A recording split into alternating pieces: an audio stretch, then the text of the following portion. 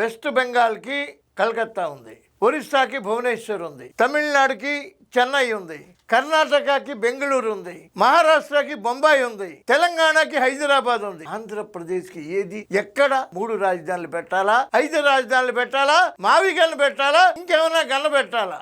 అది కాదండి. దేవతల రాజధాని అమరావతి ఈ పెద్ద నగరాలతో సమానంగా నిర్మాణం జరగాలి. ఇది ఒక రోజులో జరిగే పని కాదు. Rome was not built in a day. ఇది అంచెలంచెలుగా పథకం ప్రకారం ఒక దశాబ్దం కాలం పాటు, దశాబ్దంన్నర కాలం పాటు చేసుకుని భావితరాలకి రాజధాని ఒక మంచి నగరాన్ని నిర్మించి ఇవ్వటం పాలకుల లక్ష్యం. అదే చంద్రబాబు నాయుడు గారి ఆలోచన. చూడండి, చెన్నై ఓల్డ్ ఫోటో ఎలా ఉందో చూడండి. బెంగళూరు 1970లో ఎలాగుంది, 2001లో ఎలాగుంది చూడండి.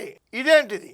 మన హైదరాబాద్ ఎలా ఉందో చూడండి. హైదరాబాద్, పాత హైదరాబాద్. ఇది కలకత్తా, పాత కలకత్తా ఎలా ఉందో చూడండి. ఇవాళ కలకత్తా ఎలా ఉందో చూడండి. అంటే చిన్న చిన్న ఊళ్ళల్లాగా ఒక మాదిరి నగరాల్లా ఉన్నటువంటివి మహాపట్టణాలు అయ్యాయి. అలాగే అమరావతి కూడా చిన్నగా మొదలైన అమరావతి ఒక కలకత్తా అంతా, ఒక హైదరాబాద్ అంతా, ఒక చెన్నై అంతా, ఒక భువనేశ్వర్ అంతా, ఒక బొంబాయి అంతా అవుతుంది. ఇది చంద్రబాబు నాయుడు గారి విజన్. దాన్ని వక్రీకరించి పిచ్చి పిచ్చిగా మాట్లాడే నాయకులకి తెలివైన ఉండాలి, నాలెడ్జ్ అయినా ఉండాలి. చంద్రబాబు నాయుడు గారి ఆలోచనని మీరు వక్రీకరించాలంటే మీ తరం కాదు, మీ జన్మ కాదు, మీ జేజమ్మ వల్ల కూడా కాదు.